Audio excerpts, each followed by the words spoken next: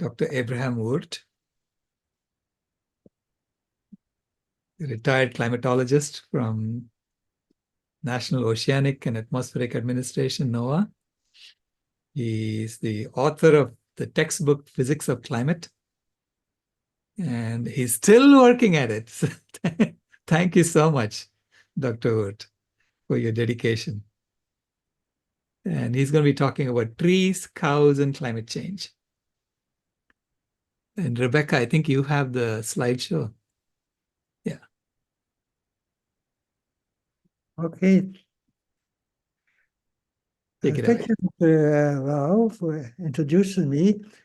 I think to understand the Earth's climate system, it may be best to look at the Earth in space. If you compare to the other planets, our planet is very beautiful.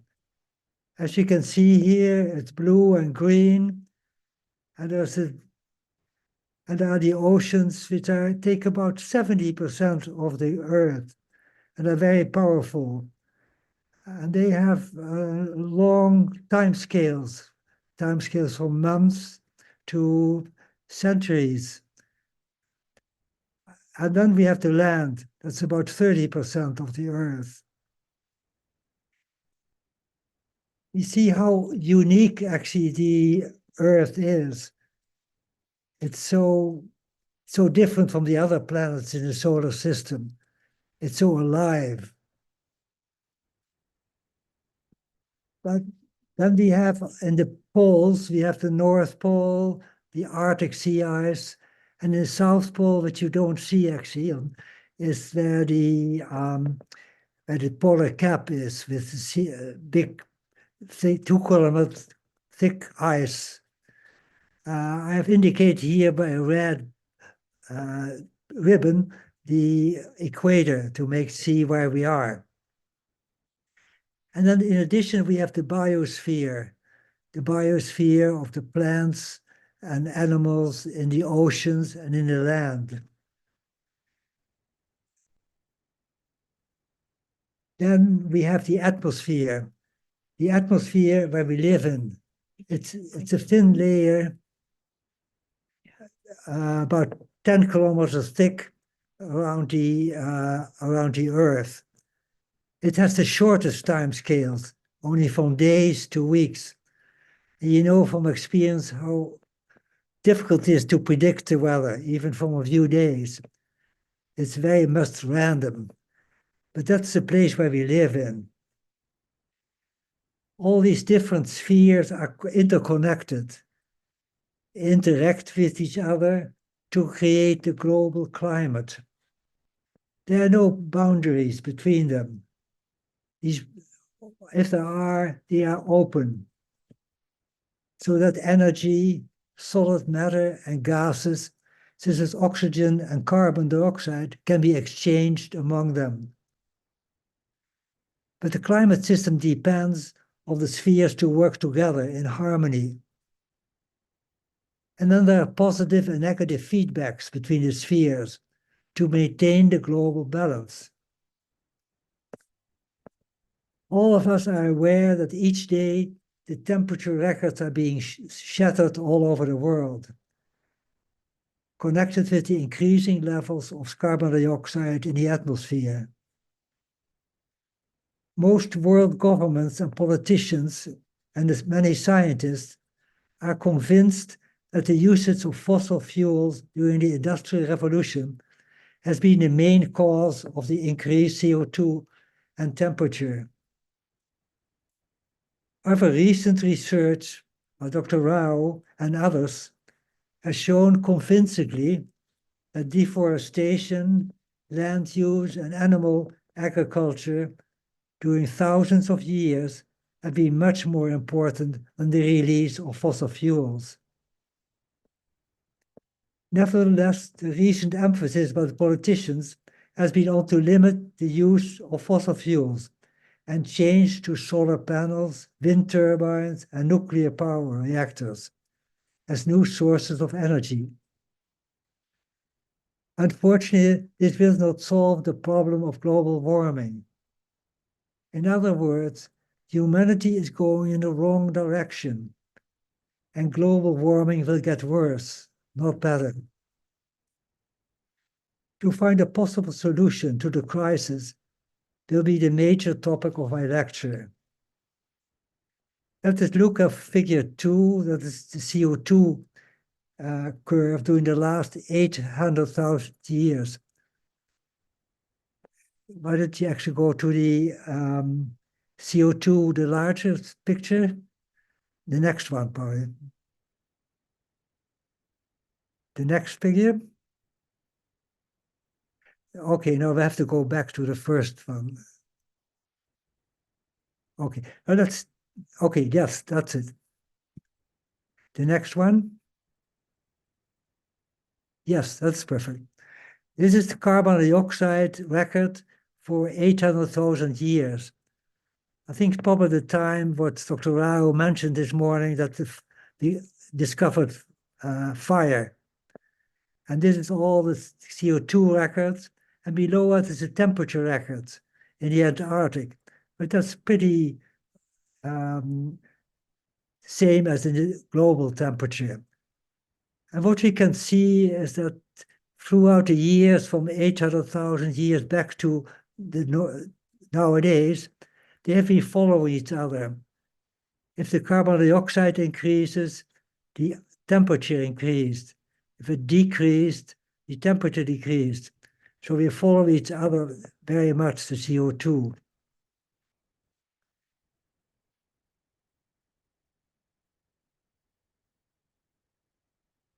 Let us look at the next figure. If you can put the next figure, please. Okay, perfect.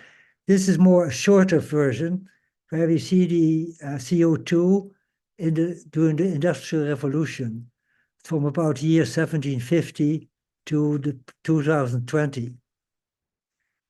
You see, before the time, the temperature has been about the same. It doesn't change very much. And even if we go back much earlier to 10,000 years ago, it stays about the same level of 280 parts per million. Only during the last part, the last 60 or 70 years, it has increased dramatically.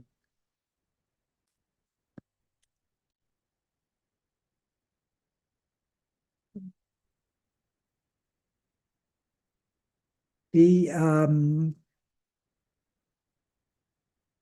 year 1988 is actually important in the climate of the atmosphere. Maybe you can show the next slide of the temperature. Okay. Around 1988, on June 23rd of 1988, Jim Hansen, an astronomer and numerical climate modeler at NASA, was the first scientist who had the courage to address the US Senate and warn the US government on the likelihood of intense future global warming. And history has validated Hansen's estimates. In the same year of 1988, the United Nations Environmental Programme and the World Meteorological Organization created the Intergovernmental Panel on Climate Change, the IPCC. The IPCC was formed to provide policymakers over the world with regular scientific assessments on climate change and to give suggestions on how to cope with the changes. Every 5 or 6 years, the IPCC has provided extensive reports carefully documented by hundreds of well-known scientists. Maybe you can take the slide away, Beijing.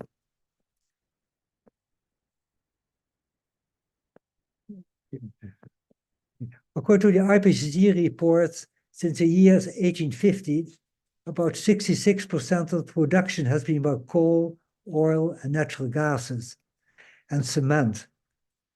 Considered the direct cause of the increase of CO2 during the last 100 years and the resultant global warming must have been the burning of fossil fuels, most world governments, as we said before, have started to use the limit of usage of fossil fuels.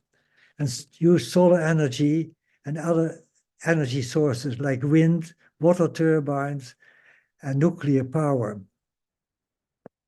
But in spite of these efforts, the level of CO2 and global warming have steadily increased rather than decreased since 1988. It's clear that stopping the use of fossil fuels may terminate the increase in CO2 due to fossil fuels. But other sources of CO2, which are not adequately included in the official calculations, will keep on increasing the level of CO2 and temperature, as we will show next. It's obvious that we have to look much deeper into other possible reasons of global warming. Global warming is also only one of the 9 planetary boundaries that are either transgressed or about to be exceeded. In fact, global warming may be only a symptom rather than the main disease of the Earth.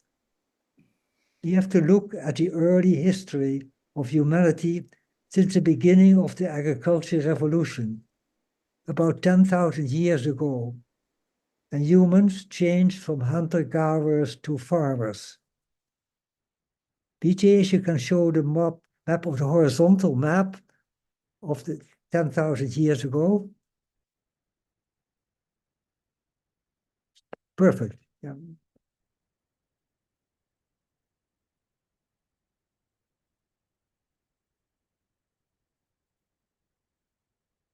Now, how does it compare with the modern situation of the Earth?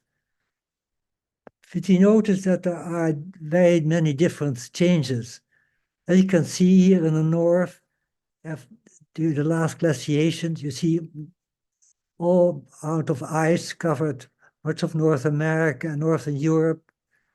And the sea ice is all, Arctic sea ice is all covered everywhere. In the South Pole, the Antarctic ice sheet is much larger than nowadays, and the sea ice up to actually almost South America. So these are huge changes to the present time, and all this, there has to be a lot of energy to heat up and to change the ice and snow to water. And then we see that it's much more green than what we see on the Earth, as we see later. The green is the area covered by trees, ancient trees, about 6 trillion of them. And those have decreased since up to now, we have about 3 trillion trees, so half of it. They were all cut down and burned by human nature. And then we see also that the deserts, as you see later in the other figures, that the deserts have grown. The deserts here are smaller than they used to be, and not much desert here in South America, in North America. And here, nothing here in southern China. So we can see, BJ, if you can show the next slide. So that's the present one. You see how different it is. So all the ice have disappeared, and the glaciers have disappeared in the north. There's green here, that is much smaller. The amount of trees is half of what it used to be, and of a lesser quality. As you probably can notice from the further one, that also the area here in the desert has increased. Can you show the next figure, please? Okay, here you can see the comparison of the two. We see that there are huge changes, and they're all connected actually with the agriculture, with the animal agriculture.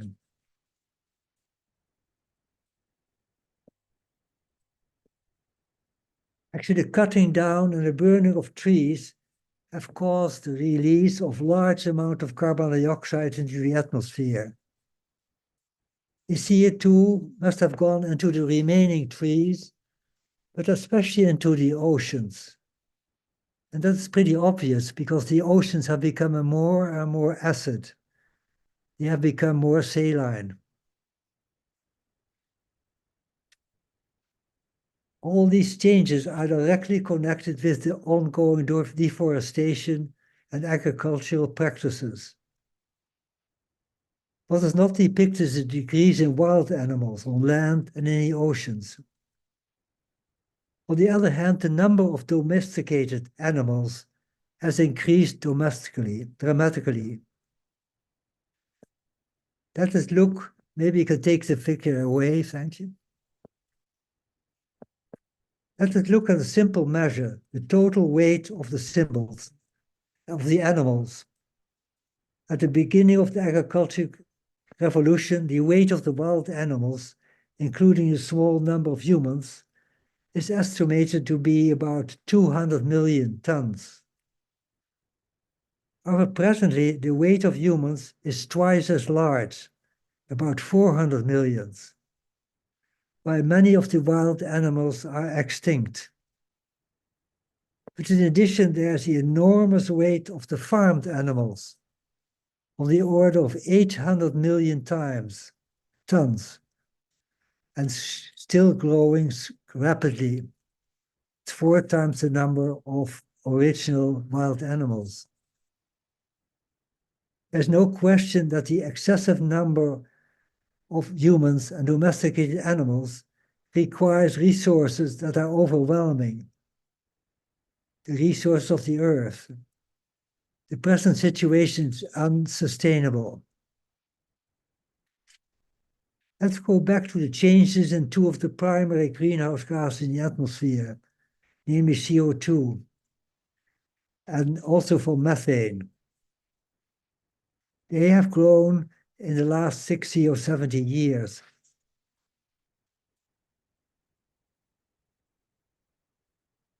But surprisingly, as I mentioned before, the amount of CO2 and methane in the atmosphere have been almost constant during the thousands of years before the increases after the Industrial Revolution.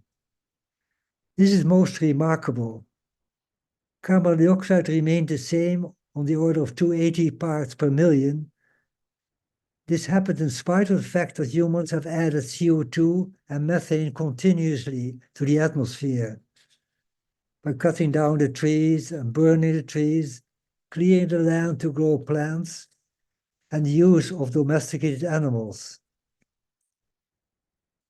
Apparently, the Earth must have protected life from global warming by refertilizing CO2 and storing CO2 in the oceans. The English scientist James Lovelock has coined the name Gaia, the Greek goddess for the earth. The earth is a living entity. Since the earth, Mother Earth, has protected the atmosphere and biosphere for thousands of years. However, recently, the Industrial Revolution has overpowered the abilities of Gaia to protect the atmosphere and has given the final straw to initiate global warming. To reduce global warming, the emphasis in the world has been on reducing the use of fossil fuels and converting to solar energy. This action is necessary, but may only ensure that no more CO2 is added to the atmosphere due to fossil fuels.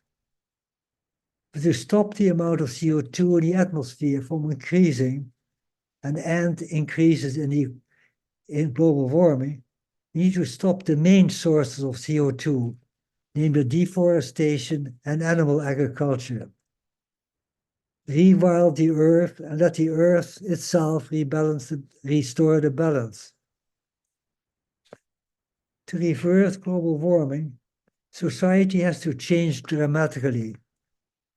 We must stop cutting ancient trees and plant new trees and minimize animal agriculture. Ending animal agriculture would require humans to change to a whole food plant-based diet.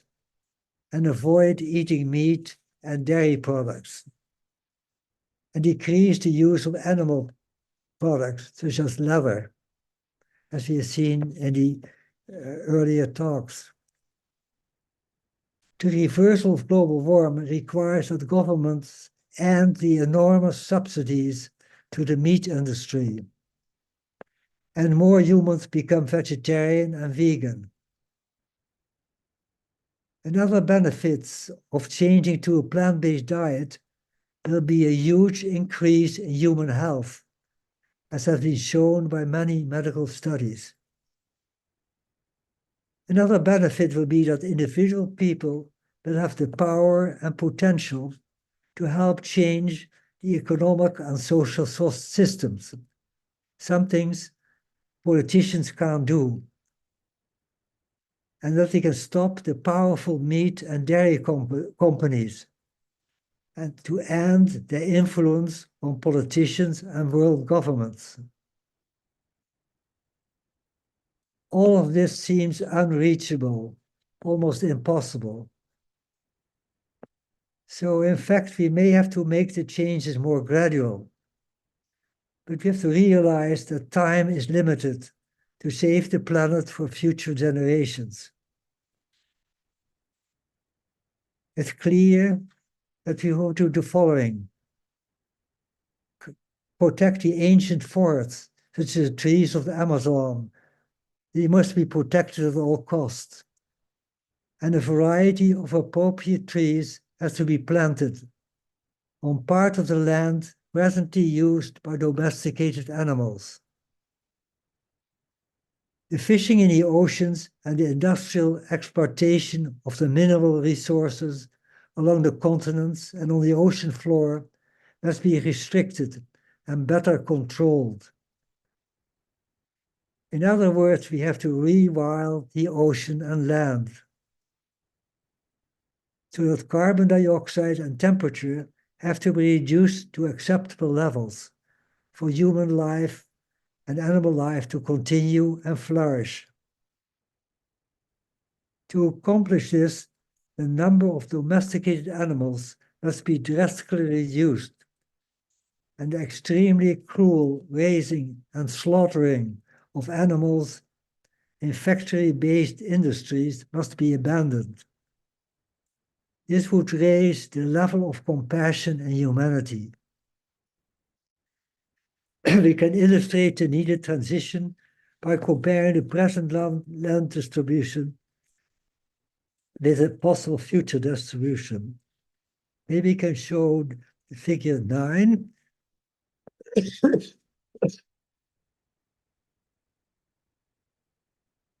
Oh, actually, one of the last pictures. Yeah, the next go on to the last picture of the Earth, the land distribution. Yes, that's right. What is the present global land distribution as given in the IPCC report? He said the present forests take about 28% of the total land, and the grazing land for animals, 33%. And then we have some areas which are used for cropland. We have here for the livestock, 6%, and for humans, 5%. So we see that livestock and grazing land takes almost half of the land surface. And this is the desert region that we can't be used, and the ice coverage. It's about 30% total. So for really changing the situation, yeah, I would suggest we should have to double the area of trees, covered by trees, and half sort of the area of the grazing land. Maybe you can show the last slide. Yes, here you see that the land covered more by trees, and then by the oceans, the covered by, for animals has to be, for domestic animals has to be much smaller. And also we need much less cropland for livestock. and we can increase the cropland for humans. So this would be sort of a moderate way, but we can change that by just eating to a vegan diet.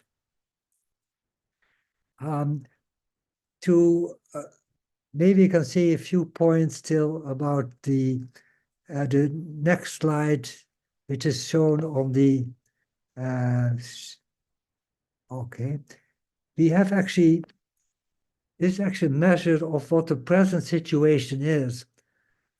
I call this the ignoble path. We maybe know from the Buddhist tradition, the Buddha showed that there is a noble eightfold path. We go through, maybe you can show the next one.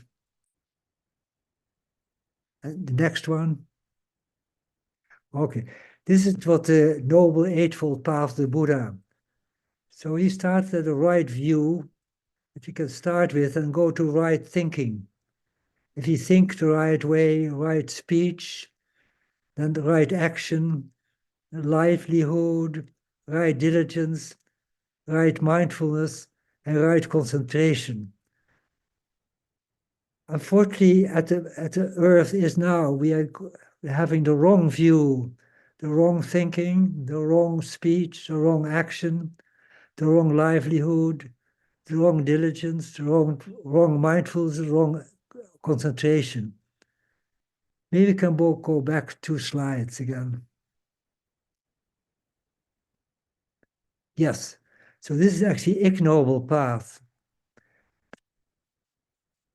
So we can start what we see there on the top. You see here where we start actually, so the view which we have. It's the male domination. It's competition, guns, violence, and war. And then what we have done in ancient history is to cut down trees. So take away the source of oxygen and increase the CO2. And the animals, we have domesticated the animals and put them in cages. Very cool way. Then on top of that, in the end, we have cut down the Industrial Revolution. We have created more and more of fabrics and factories and created this global warming. Global warming as shown as here. This is the CO2 actually during the first 10,000 years, and only the last part where it is suddenly increased, which is so abnormal. It hasn't happened ever before in the last 500,000 years. And here's the earth on fire. So we have to change that. We have to go to a vegan diet as soon as we can. Can we do the next one? The noble path. This is noble path, where we go with the right view, ahimsa, to do no harm. Maybe more go to a maternal society instead of a paternal society as we have now. Take away the guns, and here we have to plant trees, liberate the domesticated animals, the sanctuary, and then see what we have gained, because we have in the history of 10,000 years, we have not, humanity has a lot of good. We have developed all the science, technology, we built beautiful cathedrals, pyramids, we have gotten rid of many diseases in the earth, so we have made tremendous progress. But now we have to make the next step to go to the final stage, where you go to a new earth, with green trees and decreasing the amount of heating and decrease global warming. And can all be done? It's a very simple solution, just the ways we eat every day. That may make the solution. It is in the hands of each of us to change that. So maybe we can go to Q&A for questions and answers.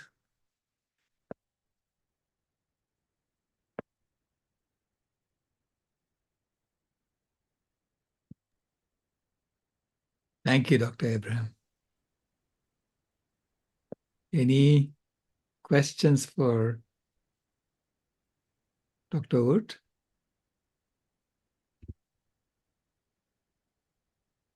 How long has it been since you worked with models at GFDL? Actually, it has been a long time. Actually, about 30 years. It's amazing. But that was actually in 96 when I retired. There was nothing was changing. The global warming was increasing, and I didn't see any hope at all that we could manage the situation. I went in a completely different field. I went into body work and do sculpting. But recently, through a friend of ours, Lisa Burke, we heard about the existence of Dr. Rao and the climatehealers.org.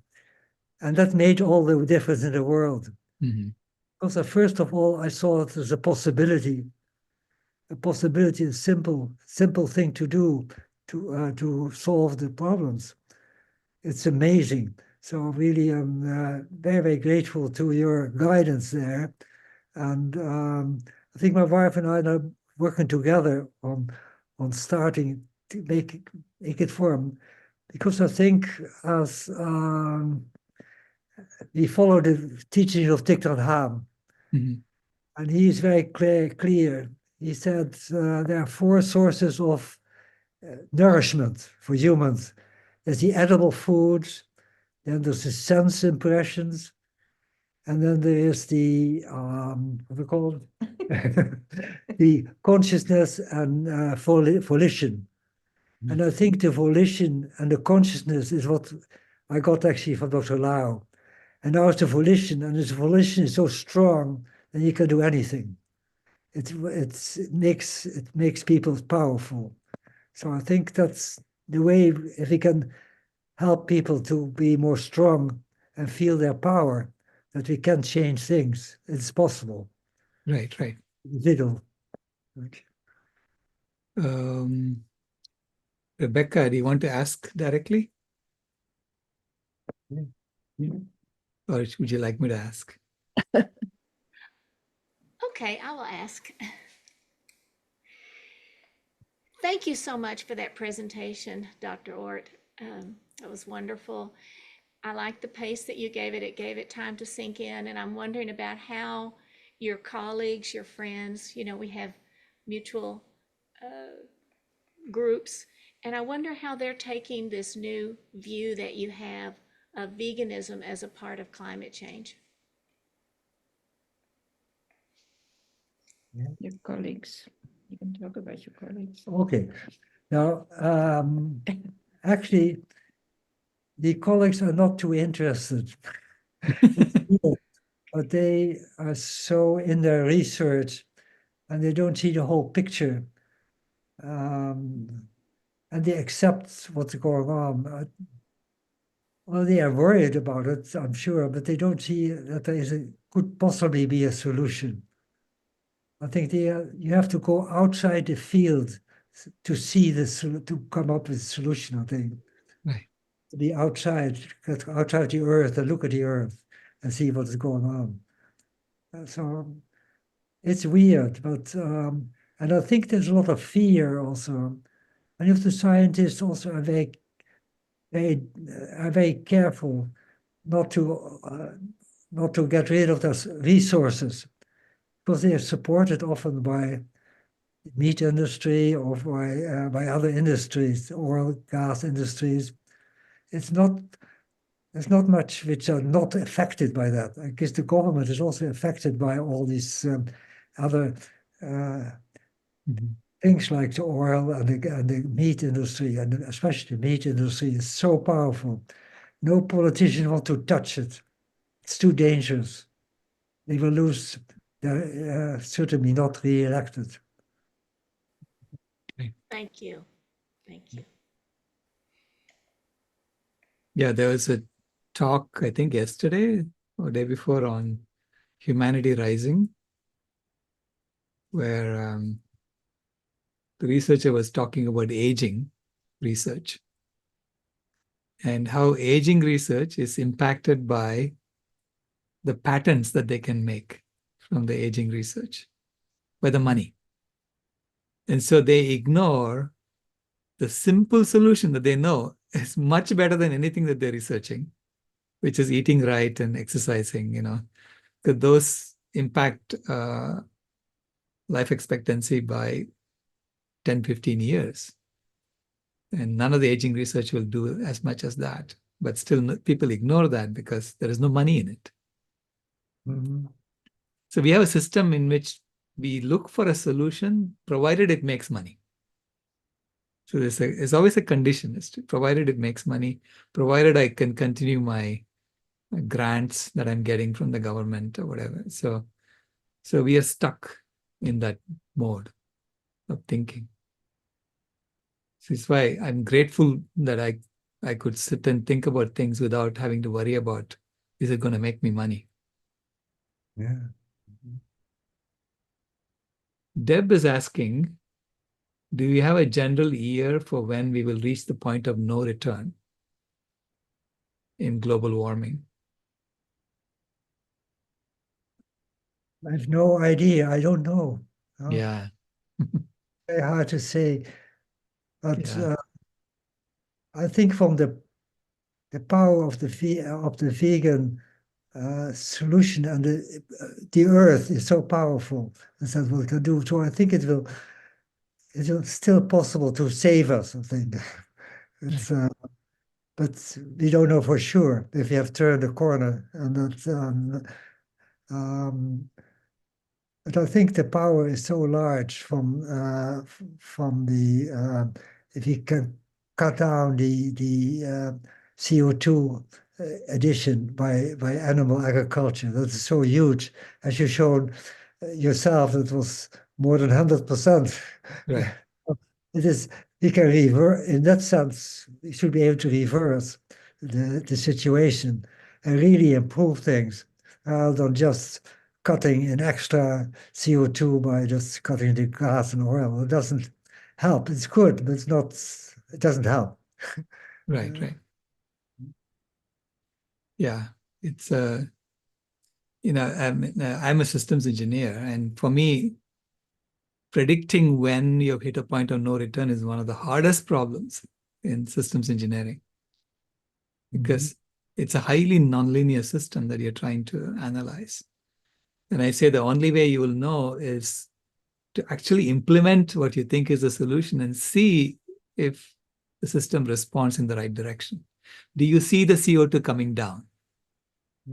See, until we see the CO2 levels in the atmosphere come down, we haven't even started working on a solution, right?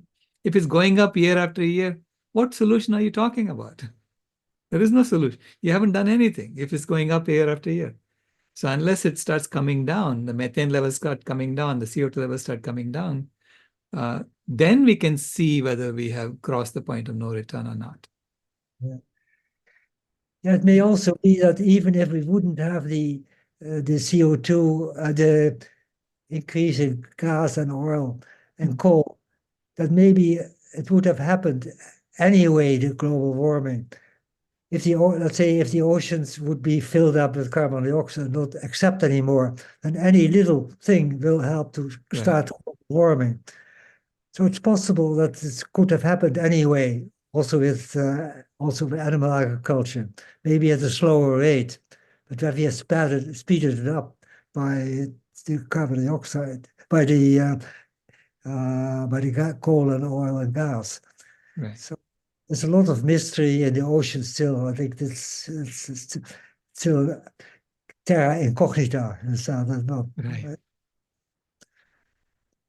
Hariharan, did you want to ask the question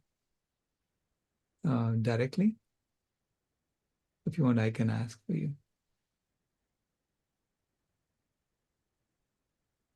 So the question is, if we build a system model that is based on energy spent to accomplish the same task, can we show that veganism is the best way to achieve it? So if you build a system model based on energy flows. Now, if you look at the history, I think it's you can't deny or so that will be can be a solution. I don't know if you can see how much the animal agriculture has changed the world, in a sense that we have changed the world from a beautiful earth to a much less beautiful earth. The deserts grow, and everything. That is to reverse that by just changing the animal agriculture and the domesticated animals. They'll, I think, must help. Should help. Right. So creating a system model. Actually, Hariharan, there is a book by Danny Harvey, and he looks at the embedded energy in food, and he shows that the embedded energy in food exceeds the embedded energy in every other human activity put together, because we are using so much animal food, because animals are an embodiment of a lot of energy. All that energy had to be photosynthesized and eaten by the animal and turned into muscle and all that. So they embed a lot of energy in their bodies. So please take a look at that. It's called Energy and the New Reality by L. Danny Harvey. And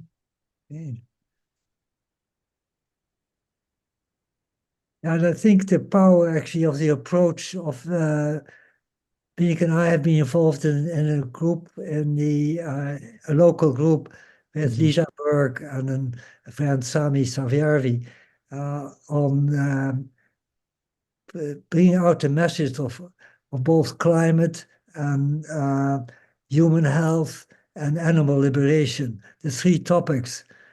And I thought originally that climate was the most important, but I think after getting more in touch with the suffering of animals, I think animal liberation is maybe the most important one.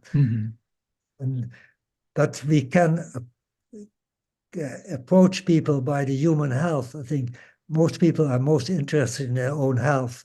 So I think that's maybe the best way to approach the human health issue. And that's so obvious that you have to get the information across, educate people. That is the major thing. So I think what Peter has done in the previous talk, that is the primary thing, to spread the message, and how to do that in a loving way and not creating hate. So that's very important, because I think we have all to work together with different organizations, and even if we don't completely agree with them, but we have to work together. Alison, did you want to ask your question directly?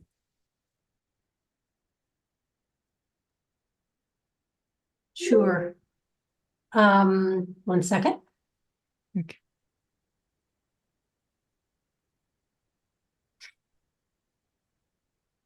Hello, Bram. Yeah. I wanted to ask you about an effort that the Million Vegan Grandmothers made. I think it's almost a year ago now. The NOAA organization maintains a list online of what individuals can do to address climate change. And it includes things like changing your light bulbs and walking more, those types of things that are really focused on changing the way you use energy. And it does not include, there's nothing about reducing the amount of meat that you eat. There's nothing about going vegan. And the Million Vegan Grandmothers wrote a letter to the person in charge of that list. And at first they responded that no, that it wasn't on their list because they're based in science. And unless we could present scientific evidence that reducing meat consumption and going vegan would have an impact, then it wasn't going to be on their list. And so we did present 3 different sources of scientific evidence. And they did write back, they had someone from their staff who was vegetarian write back and she said that they were in the process of reevaluating the list and not to get our hopes up. So you mentioned a few minutes ago that NOAA is dependent on monies that are contributed, but I wondered what the sources are. Isn't it? I thought NOAA was government funded, that it was government based. It should be. Yeah, but of course, what is the government? It's the government is gets its money, I guess, or the politicians at least get their money from the different industries. So I think the whole system is somewhat polluted, and so I don't think nobody is free. You can't live without hurting a little bit the environment. Yeah, we have to do our best, but it is there's no escape in a sense. It's the second law of thermodynamics in the sense that by doing any actions, you have to create some heat, some energy. But we can do the best we can, and I think by just the simple practices of breathing and eating and good eating and doing your best will be. That's what Thich Nhat Hanh also said. It's the practice. You practice how you eat, not only what you eat, but how you eat it. You eat it with reverence to what the plants give and what the animals give to you. It's the whole life is a practice in the sense of learning. So then NOAA is paid for by taxpayers. Is that what you're saying? Let me chime in here. So my son worked in the field of nutrition as a scientist, but his work was paid by the milk industry, but he was paid by Uncle Sam. Yeah. Okay. So the Million Vegan Grandmothers really need to follow up on those communications that we had with NOAA and insist that, this is taxpayer dollars that are going to NOAA and they're not including all of the evidence, not including the scientific evidence. They're not representing the message that needs to be sent out. I think the scientists do their best, like in the IPCC report, they do their best to create all the necessary information. But then in the reports, it's colored because of the governments won't approve it if it has all these expected these solutions which don't work. So people have been very careful, too careful probably, and so they do their best, and it still gives a lot of information. But we can use the information very well for what we are doing too. But we have to see where the conclusions may not be the right ones. Yeah. Thank you, Brian. Yeah, thank you, Bram.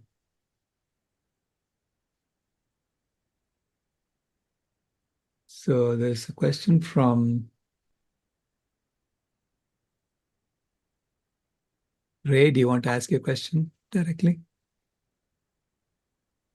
Hi, Abraham. Great presentation.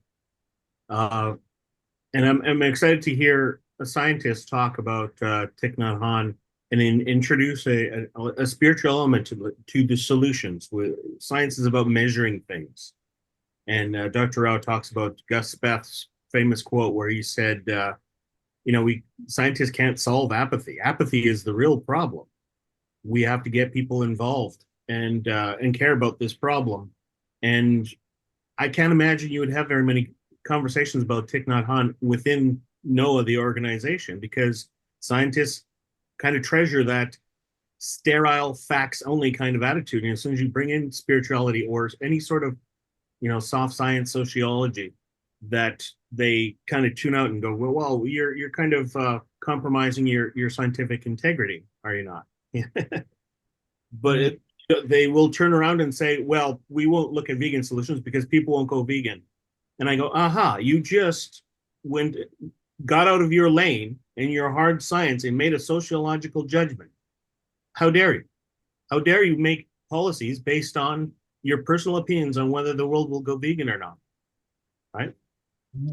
I thank you for introducing this greater scope. I realize that you're retired, and there's a lot of people that, that's a great sweet spot, especially with the million vegan grandmothers. After you're retired, you don't have to toe the line with the company policies and speak your mind, and that really helps, especially with an older generation that, we still have to learn things. Yeah, getting old helps in a sense. But, you do the best you can.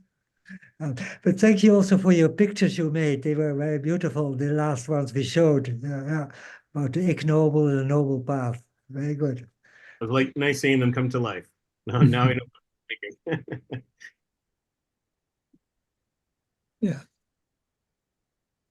Thank you, Ray. There's a question about the hockey stick. Hold on. So there was the hockey stick graph on temperature was compiled by Michael Mann and many others. And the question he's asking is, what would it take for the environmental and scientific community to take their heads out of the sand on animal agriculture?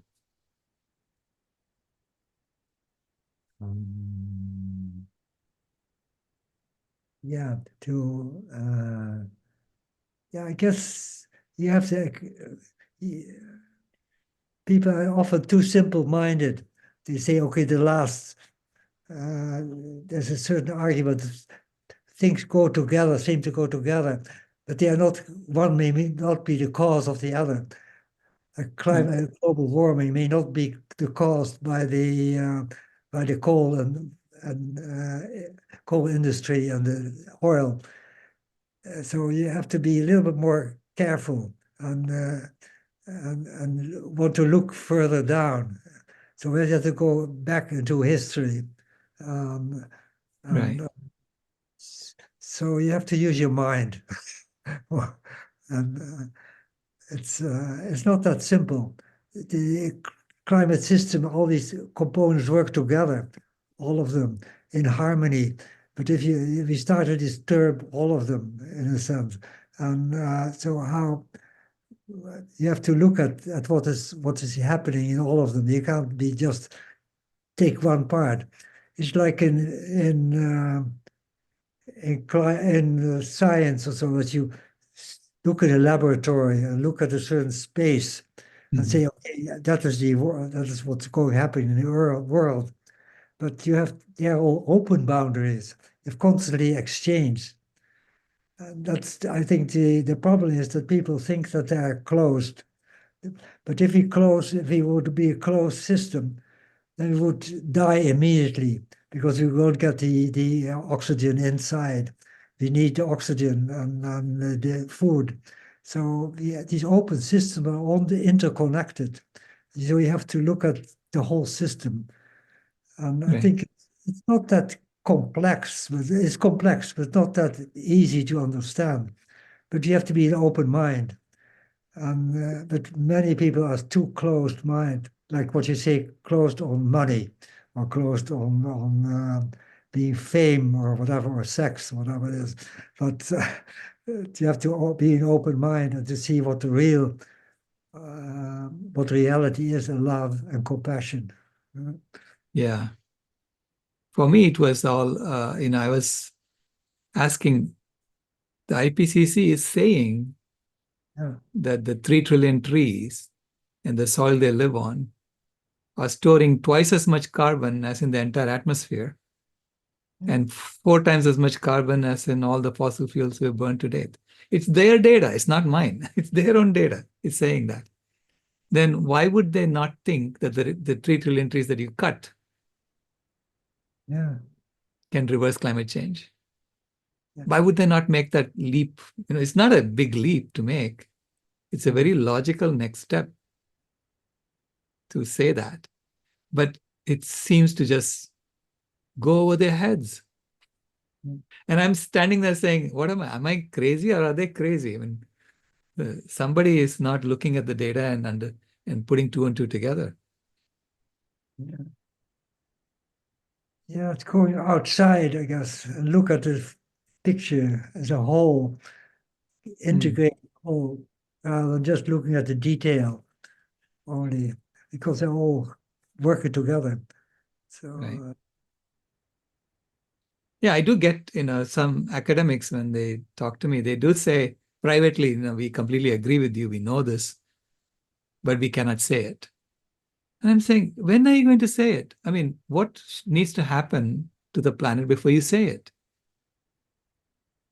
When will we have the courage to say what we know to be the truth? yeah. That's very weird that you say that as a solution and you don't want to go that way. Yeah. It's, I mean, they privately they agree with me. They say, actually, I'm a big fan of yours. That's the exact quote I got. I said, I don't want any fans. I want someone to step up and agree, and say, yes, this is right, because that will burst the dam. If an academic or someone in the IPCC says, yes, if we go vegan, we can reverse climate change. If someone says that, then it'll burst the dam, right?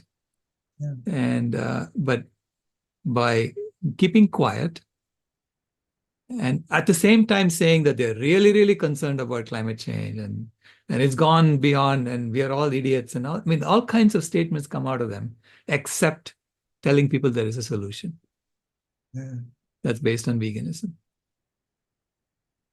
Yeah, it's Okay. very weird, very strange, very strange. I mean, I used to work in corporations. I used to work, I mean, I never worked in academia like that, but we always had this idea, and I was doing my PhD, we always had this idea of academic integrity, scientific integrity. And that was most important, right? But at least I was working in engineering where people didn't lie. Because if you lied in engineering, you'll never build anything that actually works. You have to be in alignment with nature in engineering, right? Ultimately, nature decides whether your product is going to work or not. So we were fortunate, I guess, that I was working in a discipline where no one lied to me. Lying was not normal. No, I think the scientists didn't lie to me, but they didn't realize, or they didn't know. But now they should know. They should know. It's not a lie. It's basically an omission. Yeah. It's an omission. They're not actively making up stuff. They're just omitting this part. This is exactly how even the protein myth is caused, right? You say protein is in meat, which is true. What they didn't tell you is that protein is in everything. Yeah. So they stop actually interacting with you, is that so? They put a boundary there between you and these other scientists. Yeah. I had difficulty getting any European or North American journal to publish my paper. So I finally got it published in India. Yeah. Thank you so much.